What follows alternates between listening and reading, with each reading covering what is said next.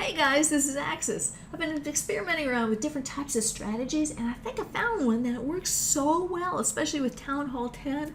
I've got a couple of war attacks to show you, and I'm calling this one the Frozen Lady. Let me show it to you.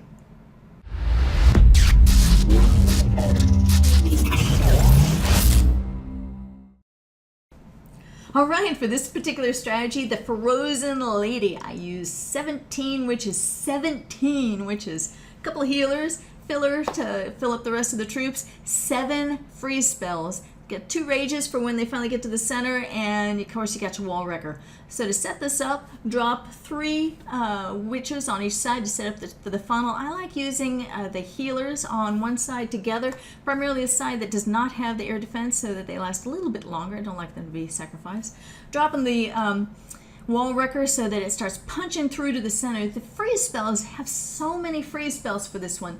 Oh my gosh, so you can use it. I like to use it for the Inferno Tower, the CC troops, and especially for the Wizard Towers. In fact, I plot out beforehand, where those Wizard Towers are so I can mentally, if I see the troops starting to get close there, you need to protect those witches and the skeletons because the Wizard Tower will bring them down. See, King's right there, but I wanted to protect the other troops around, so I dropped the freeze to protect everything around there, and sure enough, he took it on down, and I popped that ability so that he can get through that wall. And they're getting a little bit close there, so to that Inferno Tower, so I protect them with that freeze. And over there, that Wizard Tower, that anti-witch tower, the Wizard Tower, I had to protect them a couple of times so that they had a chance to really take down that Wizard Tower. So this base is looking sweet. Haven't even used the Queen's ability yet, so she's going to take care of that sweeper there, and then she's going to reach over and start working on that Inferno Tower, and that's when I use her ability. And this base, only thing that's really that can potentially threaten is that Wizard Tower, but with so many troops, not going to happen. So this base is just, it's in like Flynn. All I need to do is just take care of whatever's in that compartment. Get all of those skeletons together, and they're going to chomp on that wall at the same time and punch on through there. Now this is a war attack that I used. I've got 2 war attacks. I actually have 2. I used to have 2 10s. I just brought one up to 11. I'm so excited. I have a new 11. Anyway, so I'm going to try this strategy on that one too. Now, a couple of things. Where to figure out which side of the base to attack, that's always a question. Which side would work best for this particular attack? I liked the side, the 7 o'clock on this base, because all of the Wizard Towers were along that edge. And it's the Wizard Towers that really will bring down a witch attack. So I like to get them when they're good and fresh.